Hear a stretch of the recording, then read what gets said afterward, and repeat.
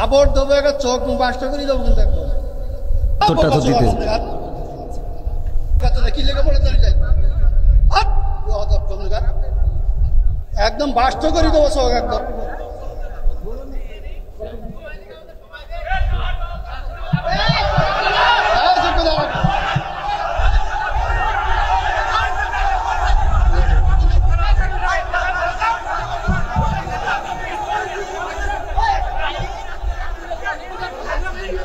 প্রিয় বন্ধুরা, একজন জালিম কেমন হতে পারে, এই যে ভিডিওটা আপনারা দেখলেন, একজন চেয়ারম্যান সে বিএনপি করে, এই চেয়ারম্যান একজন আলেমকে, একজন দায়ীকে কিভাবে অপমানিত, লাঞ্ছিত এবং তাকে হত্যার হুমকি দিল।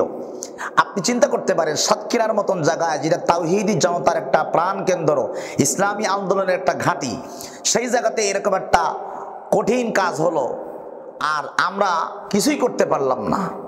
তাহলে স্বৈরাচারের আমলই তো ভালো ছিল।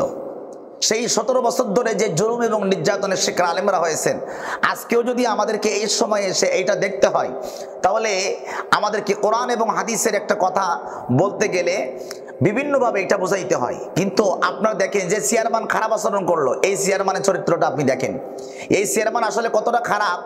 আপনারা এই ভিডিওটা দেখেন, এই ভিডিওটা আপনারা দেখেন। এই ভিডিওর ভিতরে সাতক্ষীরার যিনি ডিসি মহোদয়, তিনি এই চেয়ারম্যানকে চাঁদাবাজির অপরাধে বিশাল বিল্ডিং তৈরি করেছে সরকারি জমির উপরে, তাকে ডিসি সাহেব ডাইরেক্ট কি বললেন, তাকে হুমকি দিলেন এবং তাকে বাটপার বললেন।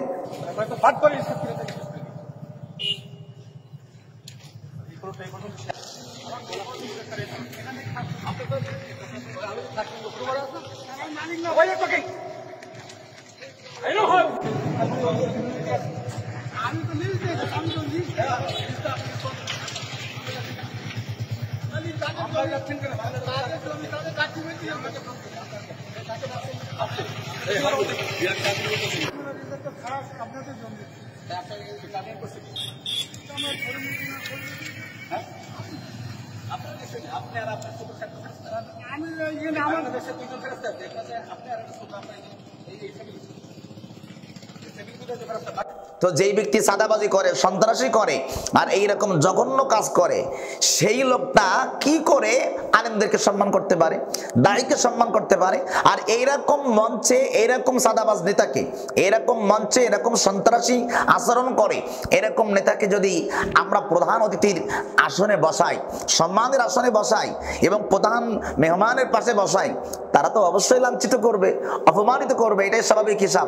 সুতরাং আমি এটা তীব্র নিন্দা জানাচ্ছি এবং আমার প্রিয় সাতক্ষীরাবাসীকে বলবো যে এইরকম ধরনের কোনো ব্যক্তিকে মঞ্চে প্রধান মেহমান, প্রধান অতিথির আসনে বসাবেন না, আলেমদেরকে মেহমান বানান। আপনারা দেখুন, এরকম ধরনের ব্যক্তি, এরকম ধরনের চেয়ারম্যান, এইরকম ধরনের ব্যক্তিকে যদি যারা সন্ত্রাসীর জন্য, চাঁদাবাজির জন্য একেবারে ওপেন সাতক্ষীরাতে ফেমাস হয়ে গেছে, বিখ্যাত হয়ে গেছে, কুখ্যাত হয়ে গেছে, এরকম ব্যক্তিকে যদি কোরআনের মাহফিলে আপনারা প্রধান মেহমানের আসনে বসান, তাহলে তারা আলেমদেরকে সম্মান করবে কিভাবে?